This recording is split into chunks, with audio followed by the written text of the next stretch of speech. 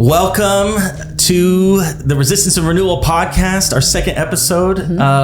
This is a real thing. I think it's the second episode where it's real. And babe. Yes. 2 days ago. 2 days ago.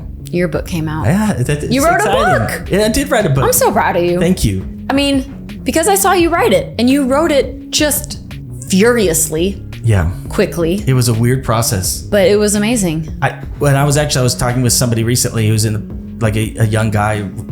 He's in the process of writing a book, and he asked how I did. I go, I don't know if any of the way I wrote this book is helpful to anyone. It was such a strange thing because, I mean, it's in essence the entire book, which is called You Are Not Alone, which you can find on Amazon right now, and you can pause this up now.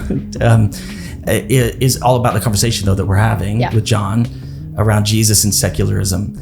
And it was, I mean, Emily, you can comment on this, but it was like this was building in my life for so long. When I typed the first word, it was like this, the floodgates opened and it was consuming. And in the first draft, which was not that great, took a while to get that kind of to something more manageable. I think I wrote in 10 days. Which is amazing. It was consuming. Yeah, it also is like a snapshot of part of your personality that people probably get to know a little bit more over the podcast. But like when you have locked your eyes on something, you will run after it full force and just until it gets finished. And I think that is a mark on your life and why, I mean, you're just a pioneer. You're a pioneer. Mm-hmm. You have apostolic gifting. You start things and I really love to hire people to finish them. Yes, which we have learned because sometimes we have not finished things well. Yeah, the growth curve. But no, it is amazing and it's fun to be able to actually kind of have the book launch and have Jon on this episode because I've said this in private. I've said it in public because I believe it. I actually think Jon is the most important pastor I know. I think his voice is so significant, and even the launch of so much of my own understanding around secularism began in conversations with Jon. Yeah, he had his pulse on this way sooner than almost anyone else. And he would say, and I think he will in the midst of our conversation. So much of that is because he was mentored, and his church planning coach was Timothy Keller, who's just I said Tim like I knew him. You know, Tim. But there really is something in Jon's understanding of secularism that I think matters deeply. Yeah.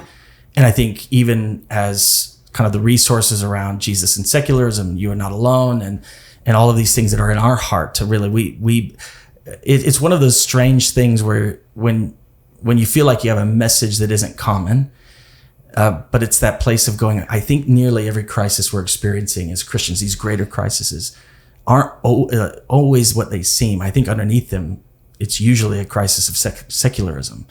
And if we can see that story, I think it helps us see everything else. Mm-hmm. And I think Jon is one of the people that helped me kind of put language around that because it was something he carried that connected dots for me like no one else. So I'm really excited. Just to touch on that point of once you have language for something, you can experience it.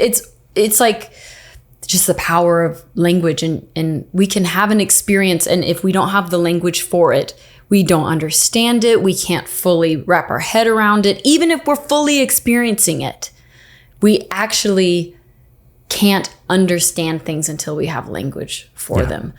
And I just think if there was a blanket statement over this podcast, over your book, is that it's putting language to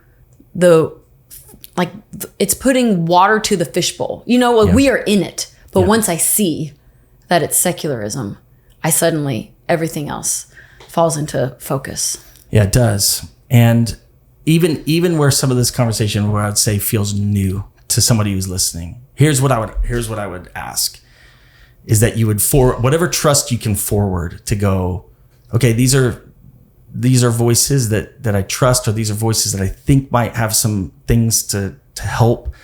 I genuinely believe that if we can see culture's beliefs for what they are, and we can see the way they have affected us the way they have, I think it's going to transform the way we see ourselves and follow Jesus.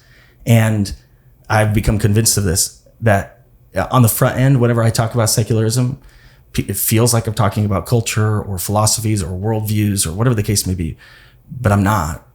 I'm actually just talking about the stories of our lives and the hidden reasons things are happening that we didn't know. And so I can't wait. I can't wait for all that's coming in this. I can't wait for this conversation. And again, just even in, like I said last episode, the truth is, I wrestled with, do I put like a co-write or some kind of, because so much of the thoughts around even what I've written around secularism or I've spoken around secularism have been born from conversations we've had and from so many of the things that I've learned from you. And I just really believe that this is a moment where the wool gets to be pulled back, the curtain gets to be pulled back, and this thing that has blinded the church for a long time no longer gets to have the authority he gets to have. And I just think Jesus wants to set people free. Yeah. So I'm excited. Me too. All right. So welcome to Jesus and Secularism with our guest, Jon Tyson.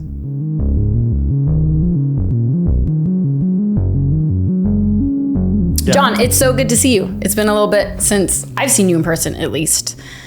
And listen, you are some of my favorite people on earth. I cannot get enough time with you, and if I have to do it by getting on a podcast, I'm so happy to do it. Same, Jon. This is a real moment. This just shows, one, how beloved you are in our family, but two, just the wild man that you are. I was in a conversation like 3 weeks ago with Jake, our oldest son, and he's like, "Hey, Dad, where's Jon right now?" I go, "What do you mean?" He's like, "I just assume he's somewhere cool.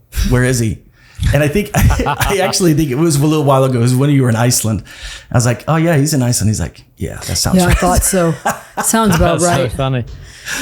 Well, I was reminiscing about our trip to Iceland. Mm-hmm. That's fair. It's a top 5 trip of my life for sure. Oh man, I would love to just hear stories about it, but I don't think we have time. Yeah. Exactly. Okay, so Jon, for the 1 to 2 people on this podcast who haven't met you, do you just want to start with like giving a really just quick, who are you? What do you lead? Invite us to know Jon Tyson real fast.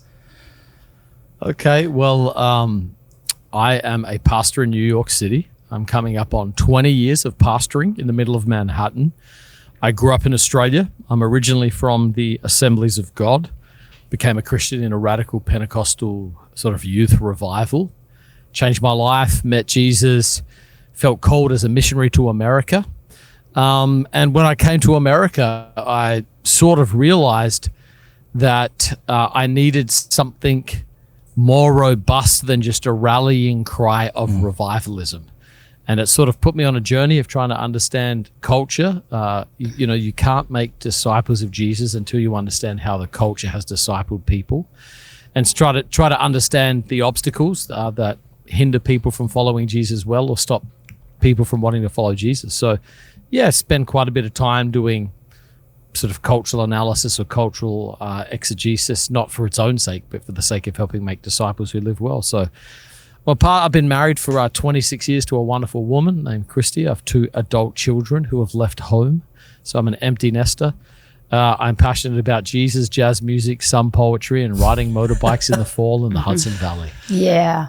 Oh, Jon, you have I a love great... Christy so much. I miss her. I do miss her Next too. time, it's going to be with you and Christy on the podcast. Yeah. Jon, you just have a great intro. I mean, Phil was like, "Hey, why don't you introduce yourself?" And I stumbled over it for a long time. I'm like, "Well, I was born in the Lutheran church." And we're like, that's not relevant. But I love hearing about you. And you even end in something that is one of my favorite things about you, which is like how much you delight in life. Like you, even when you describe yourself, you're like, "And this is what I love.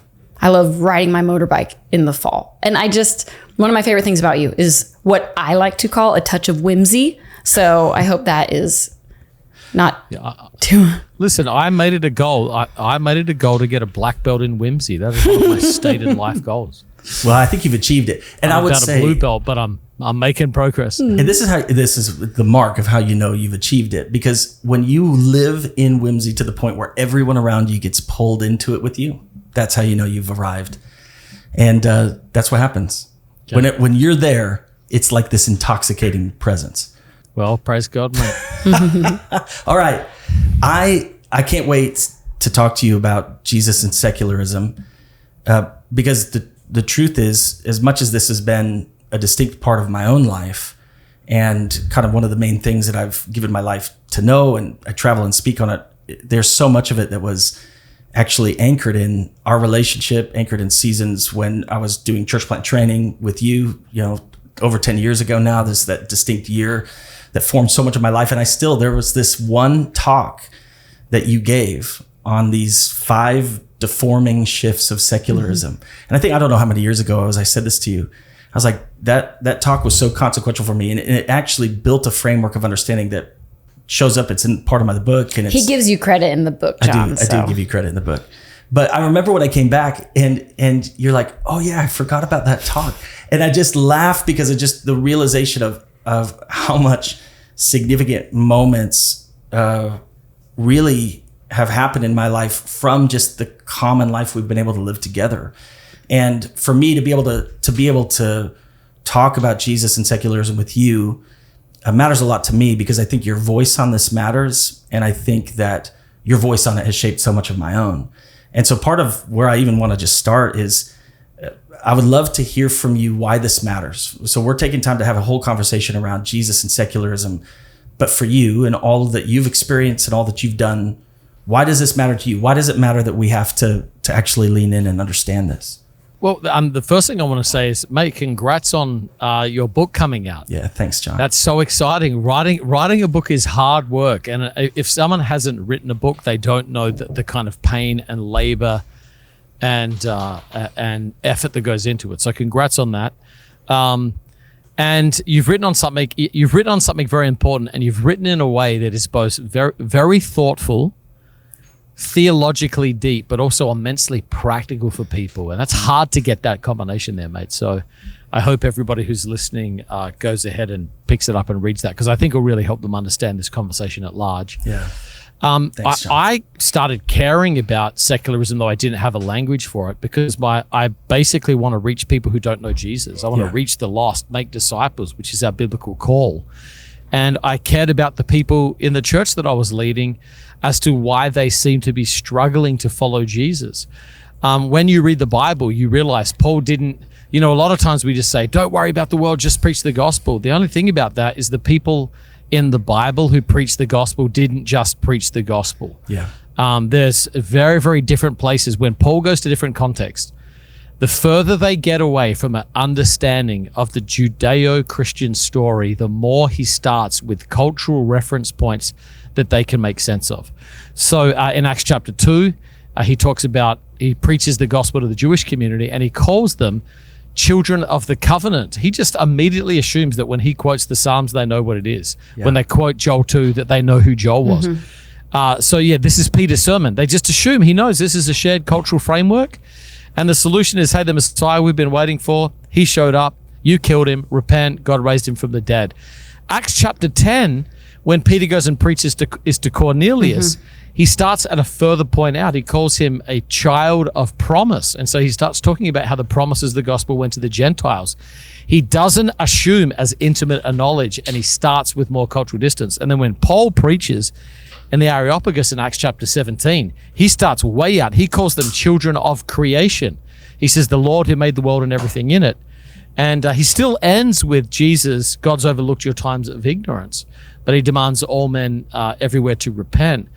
And obviously in that passage, he quotes Stoic and Epicurean philosophers, engaging the key intellectual ideas of the day. So you've got to help build a plausibility structure, which is a series of beliefs that people can accept so they can believe along the way in order for people to understand the gospel. So this is classic missiology. Yeah. Just like you go to Africa and you ask the question, how do I need to contextualize the gospel so they can hear it in a way that touches their hearts? Now the West has become, in many ways, so godless that what we used to do on foreign mission fields, we now have to do to Western culture. It just so happens that the ideological framework of Western culture is thoroughly secular, and secularism is the functional religion and worldview of most people. Oh man, I have so many questions. So you've got to care about it if you want to reach people. Yeah. Well, might jump to the end. We can save this till the end. But you talk about a functional structure. I want to hear what that is in secularism, because so much of secularism, right, is your personal experience, your emotions, your individuality. Whereas even for Peter and Paul, there was some collective understanding, being in the culture they were, in the age they were living. But like everyone believed in some supernatural. And one of the, tenets of secularism is that there is nothing transcendent. So when we get to it, I can't wait to hear what you would practically say are those plausibility structures. I would love to hear John's thoughts on that now. I mean, I have so many thoughts rolling as well, but what would you say to John, back to that, John? Well, I mean, every society has both individual and collective assumptions. Mm-hmm. The thing about modern society is that our collective assumptions are about the supremacy and priority of the individual. Mm-hmm. So it's very, very rare for that to be a shared societal lens. The majority of societies in human history have basically said the individuals should subject his own ambition and desires to at least external forces, mm-hmm. shared cultural norms, or collective goods. But it's the modern world that says society should submit any larger outside narrative to the internal subjective values of the individual. So in some sense, to summarize it, it is the sovereignty of self. Yeah. The self is the standard and measure of all things. And so external reality and societal norms have to bend to the internal desires or whims of any individual or given person. And therefore, when you get rid of objective moral values or shared societal norms or virtues, the only way you can enforce those interior subjective things is through legislation and rights. Because if nobody agrees what they are, in order to enforce them, you have to escalate government controls and exterior norms to moralize these internal subjective realities. So rather than everybody being free, the whims of the few are free, and then legislation exists to basically make everybody have to submit to the whims of the subjective desires of a few people. And so that's why there's such a push for rights in our society. So that, I think, the sovereignty of self is the dominant view of life, and anything that threatens that has to be resisted, shamed, cancelled, denounced, or whatever that is. It's also fundamentally completely unsustainable as a society. Yeah. But is that what you appeal to? Like, if individualism is this cult of self, like this individual is the highest form of truth, what do you appeal to that gets people to think there might be a God, a gospel? It's just... Well, I've got two pieces of good news for everybody, okay? Number one, that's not true, therefore it doesn't ultimately work. Mm-hmm. Yeah. So the beauty of having truth on your side is that people can sustain a delusion for a finite amount of time. Right. Yeah. So if you know you have the true story of the whole world, you know that at some point people are going to experience the exhaustion, which is why there's so much anxiety in many ways in Gen Z. Part of that exhaustion is they're told there's no such thing as absolute truth. You have to come up and dictate your own future. Like, it just produces tired, fragile people. And so you just appeal to exhaustion. Hey, if you're tired and exhausted, this is Jesus, the good news of Jesus. Come to me, all you who are weary and heavy laden. Everybody has a yoke. Everybody lets something put their arm around them and guide them into what they perceive to be the way of life. And most people are utterly exhausted from the yoke of self. And so they're looking for relief, for somebody who can carry their burden, lift their shame, validate their identity, give them a story to live in that they are not the crushing, overwhelming center of. So the good news is truth is on our side. People are tired. And I think the other thing as well is that we're starting to see that life doesn't work like this. Mm-hmm. Yeah. We're starting to see when people are generous and life-giving and other-oriented, that there's something about that resonates with us. There's these moments that sort of break the immanent frame. They break in and we have these transcendent realizations. We just celebrated 9/11 a little while back, you know, the anniversary of 9/11. What was so amazing about 9/11? It was one of those moments where we had an absolute piercing of the illusion. Okay, so in 9/11, who's America's heroes? Celebrities, sports stars. But what do we do? This is a while back, so I'm assuming at least our millennial age listeners primarily, but the rest of you can watch it on YouTube. But they would stop baseball games, they would stop concerts, and they would bring out firemen, and everybody would clap and cheer and say, the real heroes are not the ones who are living for themselves. The real heroes are the ones who give themselves away for others. And the more Christians do this, the more we show them the rest we have in Jesus, not having to be our own gods. And the more we show them that giving your life away in love is actually the best way to live, the more people see that and they say, oh, that's actually appealing to me. That is a life that I want. So I'm also a big believer in the apologetics of longings, which is Peter Kreeft's sort of thing, which is, you know, it's the classic C.S. Lewis quote. If you have longings which no desire in this world can sort of meet, it's a very good idea that you're born for another world.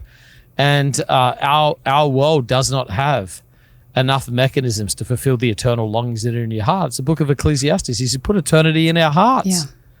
There's something in you that longs for God because you're made in his image. Yeah. There's something in you that longs for eternal life. So this is I find in general, the secular culture is opposed to the Christian faith at a meta level, but on an individual level, people are very, very open to the good news of the gospel when they understand it properly. Well, and I think this actually speaks to an incredibly important part of understanding secularism, and an important part of actually why we have profound hope, because there's all of these complicated pieces, and even the process of you know, I speak on this in a lot of different environments. And what that did when I initially started writing a book through it, I realized I was writing to way too many different audiences. You know, I was writing to theologians and to the pastors and to the people like me and the new believers. And I had to simplify. But part of it is because there is this spread dynamic of how secularism impacts all things. And I think there's a couple of, like, the pain points in my heart is actually the community of people who I think are experiencing the most profound pain and disillusionment from secularism are Christians, and specifically young Christians, with whom what they can't discern is how secular they are. I actually think the greatest evil and pain that secularism can do in a person is when somebody is driven by secular convictions, but they can't see it. They don't know it. So they can't. So it creates this hybrid reality where they're stuck between the torturous place of, they think they believe in Jesus as the Messiah, but they actually believe in themselves, and they're not utopia finding as rest, Messiah. and they're not finding these things that and the deception, Jesus and of promises. course, it's people who deeply believe in a spiritual worldview, the way that the enemy can use that and deceive people. So part of where I think the real danger of secularism is, in terms of its impact on people, is distinctly in its impact to Christians who cannot discern. And I think secularism is destroying people's lives, no matter who they are. But when it comes to a secular culture, a non-believing secular culture, to me, what you talked about, John, which is so important, is it does come back to longings. Because all of the truth claims of a secular culture are driven by questions that are driven by longings. And this is the distinct thing that I actually think why I have more hope for an outpouring of God's Spirit, why I have hope for a revival in the midst of a fully secularized world, because secularism is ultimately the inverse of the Christian story. What people don't realize is what it's done is the longings of the secular soul. It's not that they're not only unable to be fulfilled by secularism, they're uniquely Christian. Because the longing is, how do I find truth in a culture that doesn't believe in truth? How do I find trust in a culture that says I can't trust anything? How do I find meaning in a culture that says there is no meaning? How do I find all of these things? When you look at the longings that are driving the heart of a secular world, the only person who can meet them is Jesus. It's almost like what the enemy intends for evil, the Lord is going to turn for good. And there is this, what I'm realizing is the people who are most open to the gospel, the people who are going to be most transformed by the gospel, the power and the potential of the gospel actually exists in the secular world like I've never seen before. The challenge, the real challenge, the reason it's potential hard energy and gritty, and because so many of our conversations, specifically as pastors, are with young and it's not all young believers, but with believers who are caught in the in-between. And that's the tension that they can't discern. But for people who are secular, what I'm finding the greatest fruit of the gospel is realizing, oh, I have longings in my heart that this cult of self, this radical individualized mentality, it can't actually answer, because the evil of what secularism does is it doesn't, right? The idea is that secularism is going to move you to atheism. It doesn't. It might, but it's not what its power is. What it does is it moves you to the place where you're your own God. It doesn't kill God. It replaces God with me.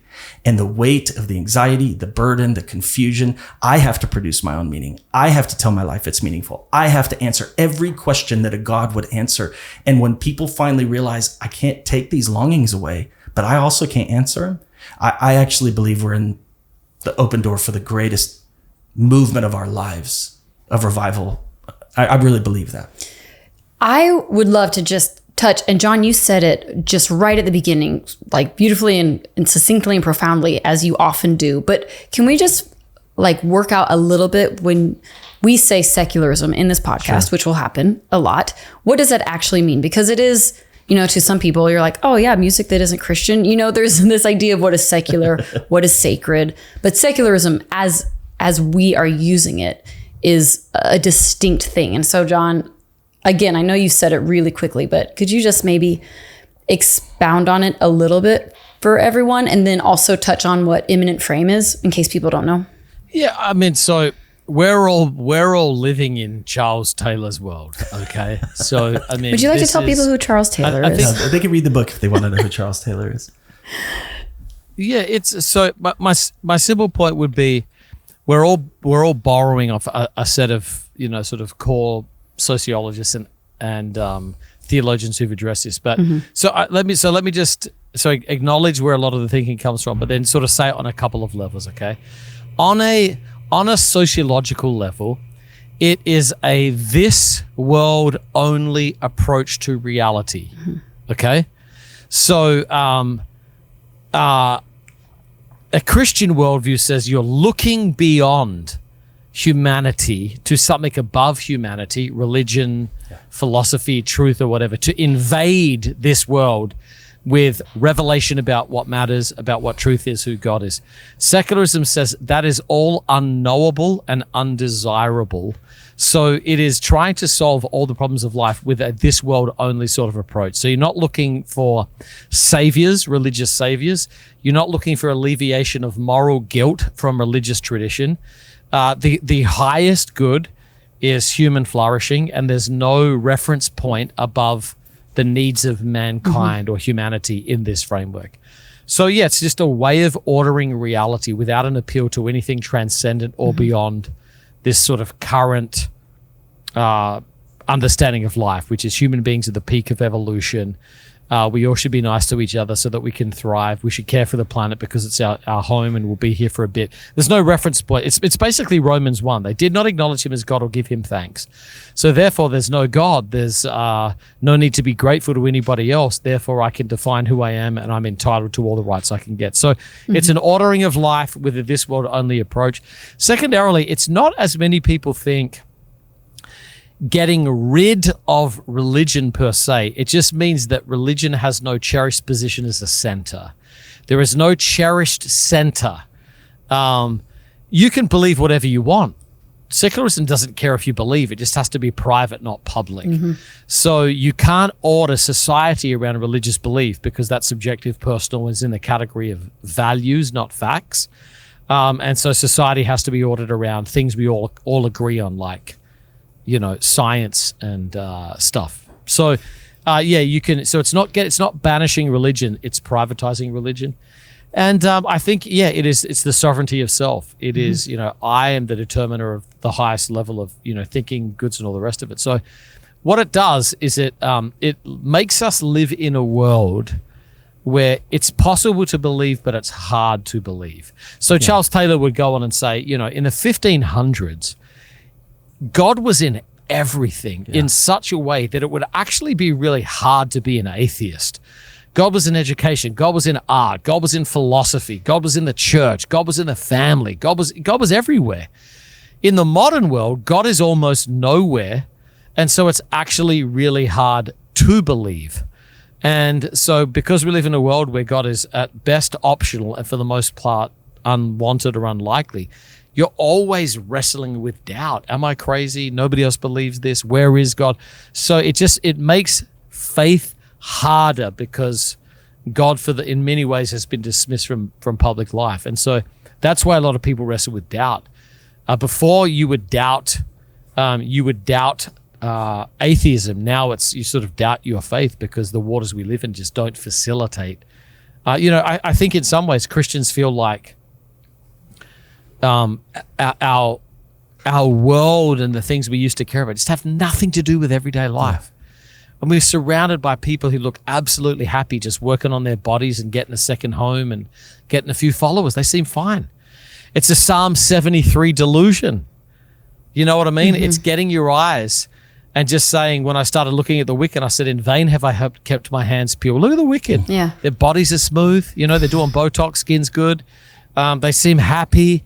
They're boastful. God doesn't seem to be jumping in.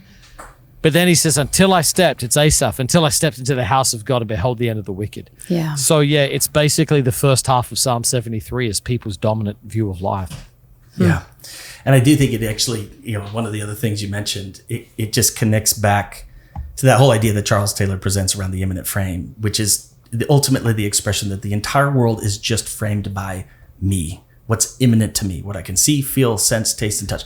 The idea that my life is interconnected to a God story is not how anyone sees life. And as Christians who believe in the God story, even we don't realize we're functioning with a belief in a God through an immanent frame. So we force God if God's real, he's going to meet me in the way I perceive it. He's going to connect with me in my ultimate story. And what it does is it puts this cloud, it just deforms us. I mean, it comes back to so many of the conversations we've had, which is what the power of secularism is. It's not just that it's lying to us, it's deforming us. And I think that is, as a pastor, I mean, you even talked when we asked you, Jon, where this, what this means to you. And you kind of talked about how for you, this all began in this missional place of you just wanted to reach people who were part of a secular culture. I think the same started in me, except it would be the mission that first woke me up to secularism was, why are all of my allies abandoning Jesus? Mm-hmm. Why are all of the people that I have, it's not just people I grew up with that were believers, people I pastored with, people are on the mission field with, people I was really close with, our lives, that watching the deformation of all of these people I love is what ultimately woke me up to saying, there's something happening here. And I think for me, part of what I want to scream to the world in the midst through all of the philosophical jargon and all of the difficult conversations and how hard it feels to hold sometimes. Like it's easy to go, hey, I want to talk to you about faith, or I want to talk to you about love, or I want to talk to you about peace. And I don't minimize any of those things. It's a little more complicated to go, I want to talk to you about how secularism is ruining your life. And the truth is I don't care at all. What I care about is watching people I love be tormented by deforming powers that don't have to happen, and they don't even know why they're happening. And I think that's why I want to see people finally see what is there to be seen, because I don't think you have to be deformed. I don't think you have to live with that existential doubt. I don't think you have to have an immanent frame. I don't think you have to be secular. I don't think all of the things that we think are normal, I don't think are normal. I don't think it's normal to follow Jesus and have nonstop, constant anxiety. Now, I'm not making blanket statements. There's cascading reasons for those things happening in our lives, but we cannot deny that so many of the things that are plaguing our lives are ultimately attached to how secularism has taken over our lives. And I want to see freedom for people. And so, so this kind of leads what I want to hear from both of you. So Emily, I want to hear, and then Jon, I would love to hear from you of like, what are you seeing happening to people when you think about the way secularism deforms people? What do you see? How is it deforming people? And then how do people find freedom out of it? Because I think at the end of the day, that's what's driving our heart, is we want to see the radical freedom of Jesus in people's lives. I think my answer is going to be a little bit distinct from both of yours, in the sense that in my day-to-day ministry life, I am dealing with people within the context of studying the Bible. So at some point, if you are deconstructing, you're not going to sign up for a 9-month Bible school. That'd be amazing. I would love to have you. But I'm starting with people who at some understanding is that there is something valuable about the Bible as the written word of God. And so what I actually think is, it's a different side of the same story, because if we're people who are 19, 20, 21 are signing up for this Bible school, they are still secular, right? They are still enveloped in the secular age with all of the belief systems and all of the advertisement and all of the TikToks. And I mean, when you know secularism for what it is, you're like, that pillow at Target is secular. I mean, it's everywhere. So they are just as in the culture as people who are outside of Bible school, right? So I'm looking at these people, and how it comes out is that as they read the Bible, they hold it up to the standard of either like the imminent frame, although most of them would say they believe in the miraculous, but I've never seen that, therefore it must not be true. I don't feel that, therefore it must not be true. How do I tell that to my friend, therefore it must not be true? I don't think a good God would do that, therefore he must not be good. And so, or true. Yeah, or real, right? And so I think that the way that I am seeing it play out is this wrestling within the text of the Bible. And one of the questions we ask at the end of every book is, what in this book is counter to a teaching on, or what secularism believes?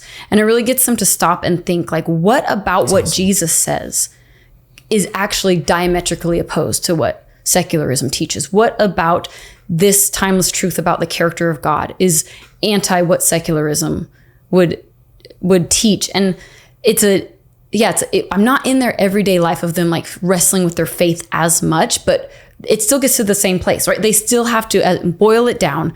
Do you believe God is who he says he is? Do you believe Jesus is who he says he is?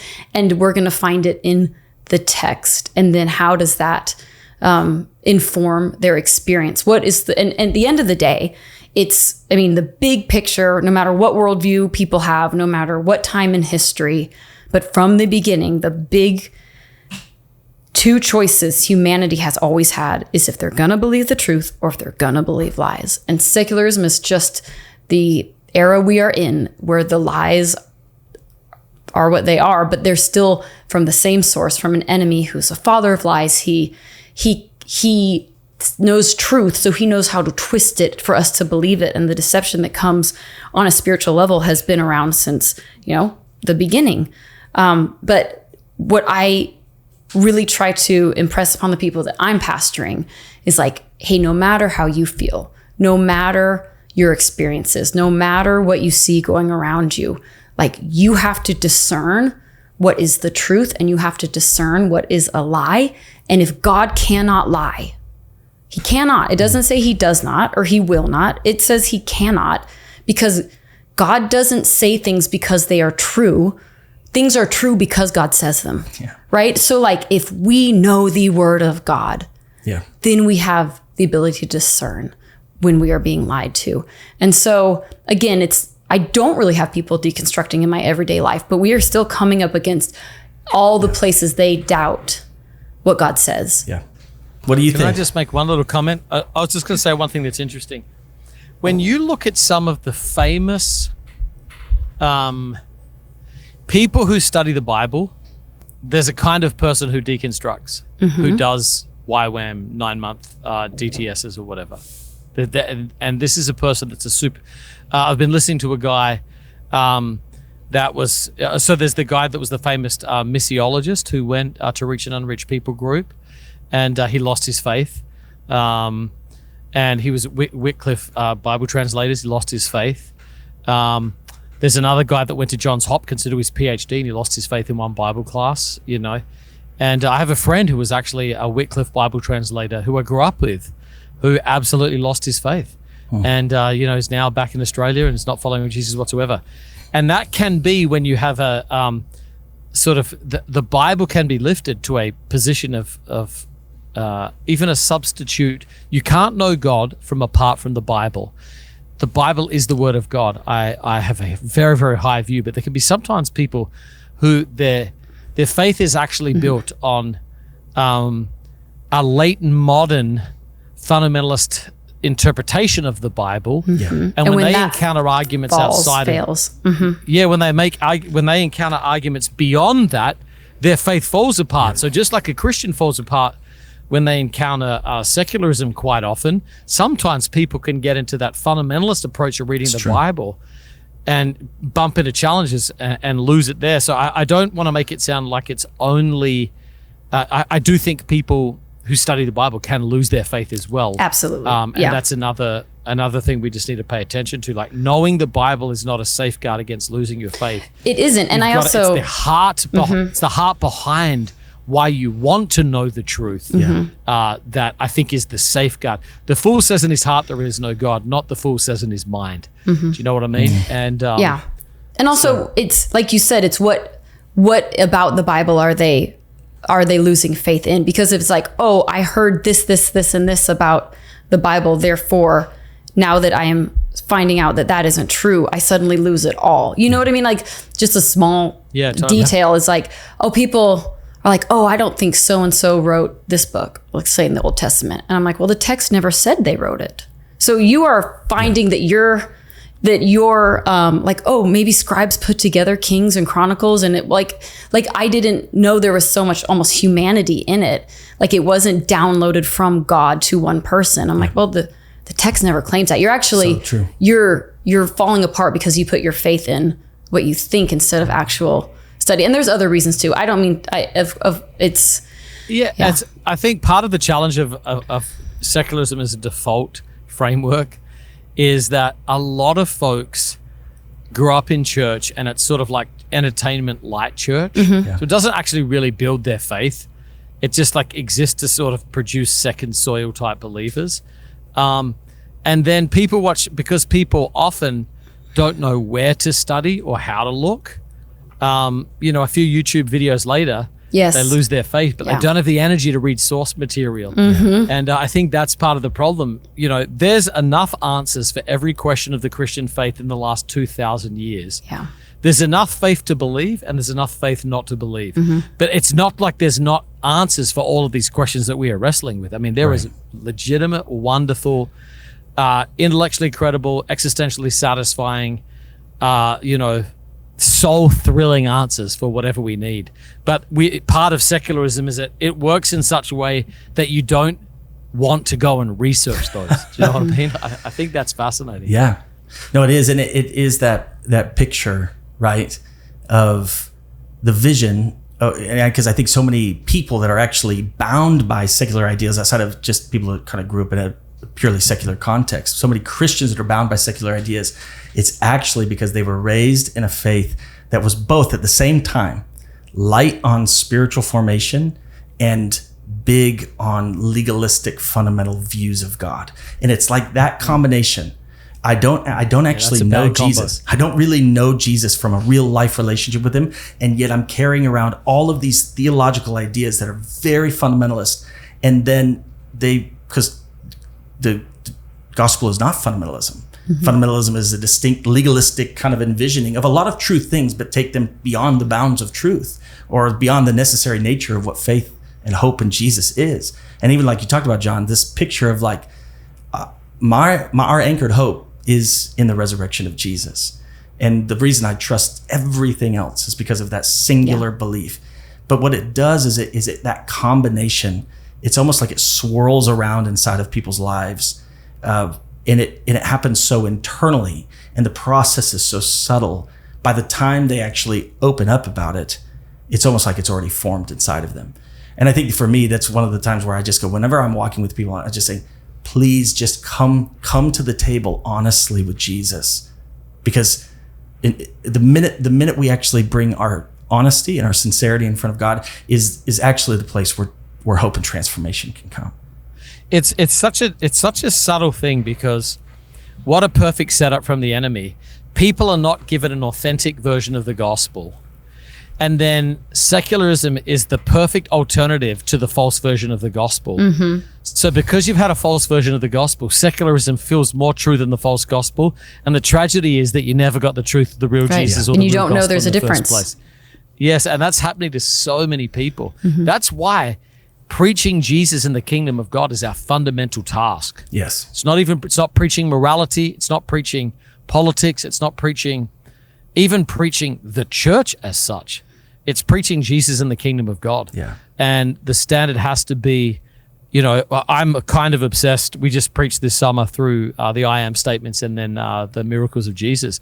I just wanted Jesus to speak for himself. I just wanted people to wrestle with Jesus' actual direct claims about who he says he is. Yeah. Not even filtered through the church, though it's impossible to be purely filter free. But just say when Jesus says, I'm the light of the world, whoever follows me will not walk in darkness, but have the light of the life. What do you think he meant by that? When Jesus says, I'm the bread of life, whoever feasts on me will never hunger again. What do you think he was addressing when he made that claim?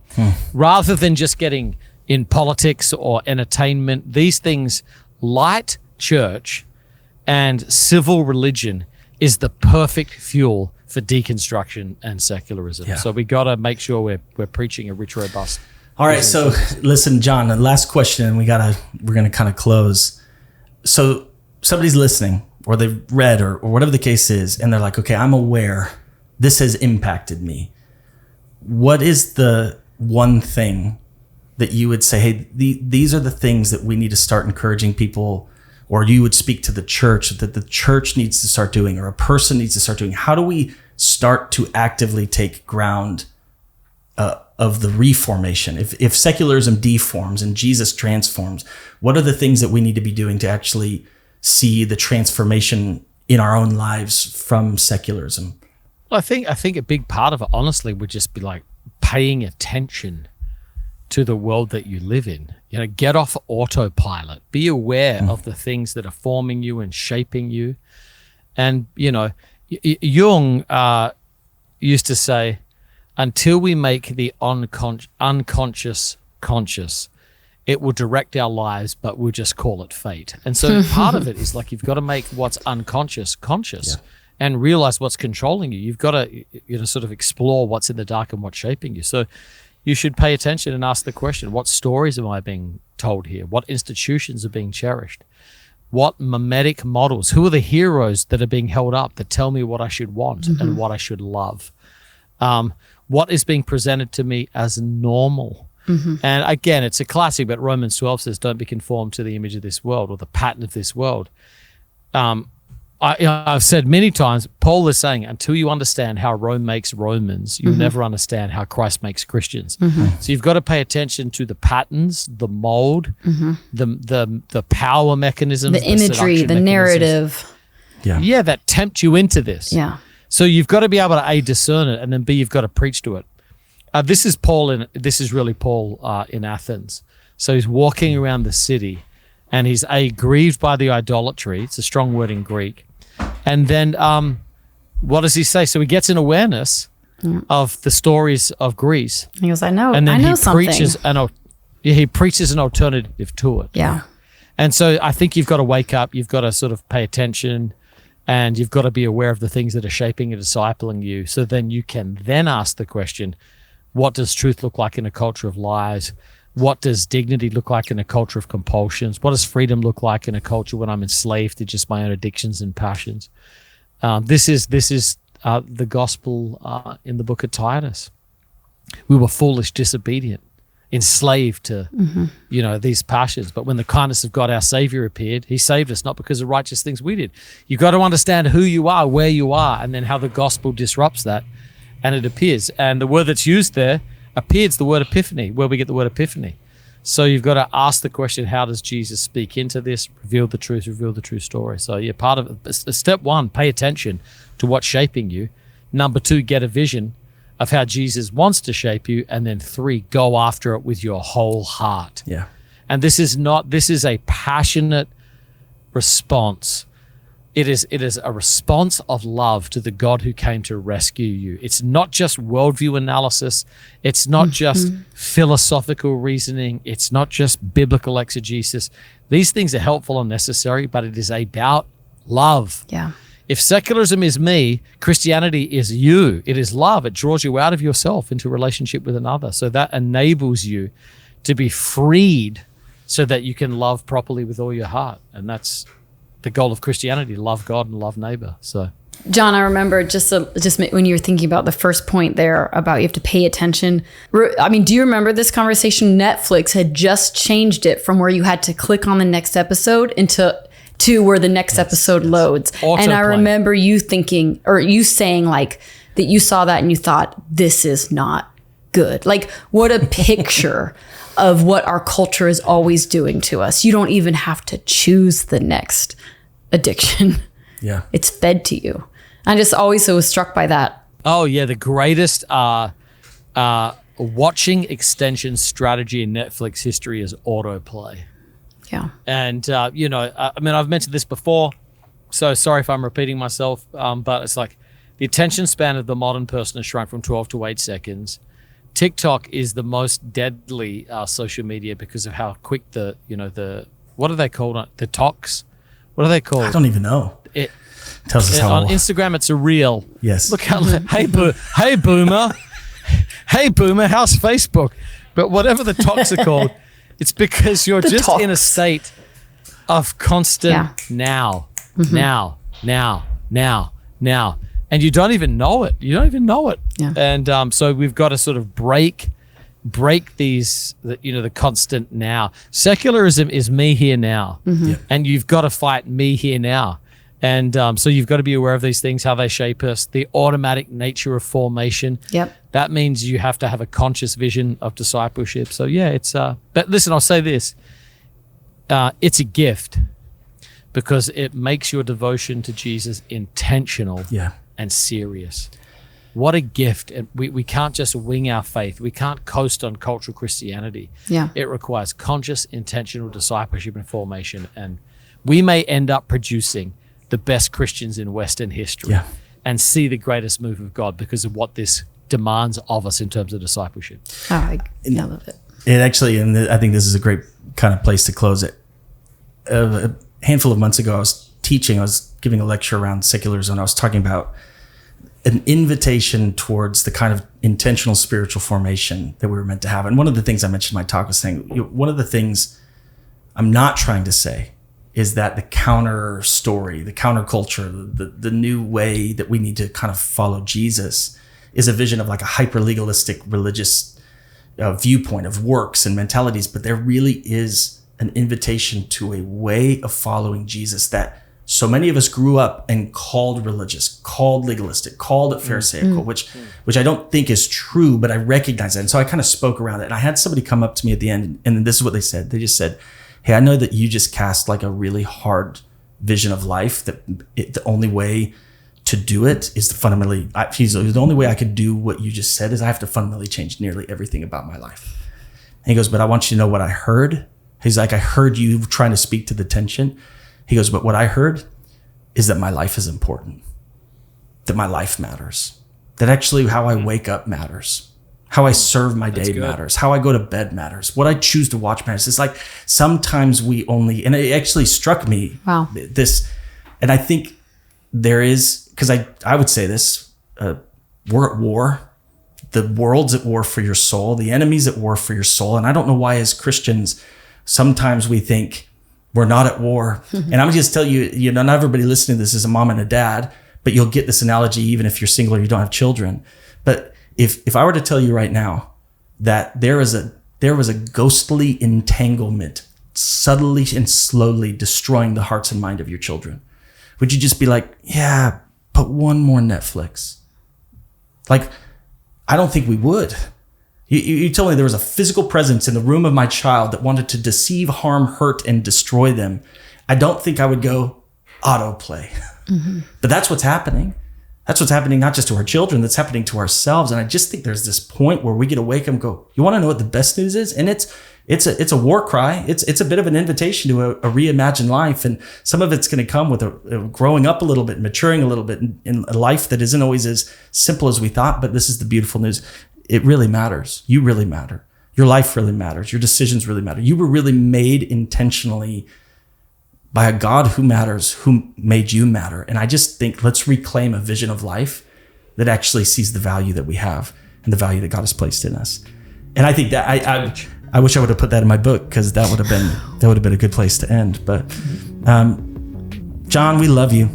I mean, you just people are getting listening on this conversation, but the truth is, you are one of the most important people in our lives, one of our most significant friendships, and how much we've been shaped by your love and faithfulness. So I just want to say thanks for taking the time to be on this and kind of lean into it with us. Love you guys. Thank you. Everyone, keep listening to the next episodes. I think this is going to get really, really good. All right. Have a good day, y'all.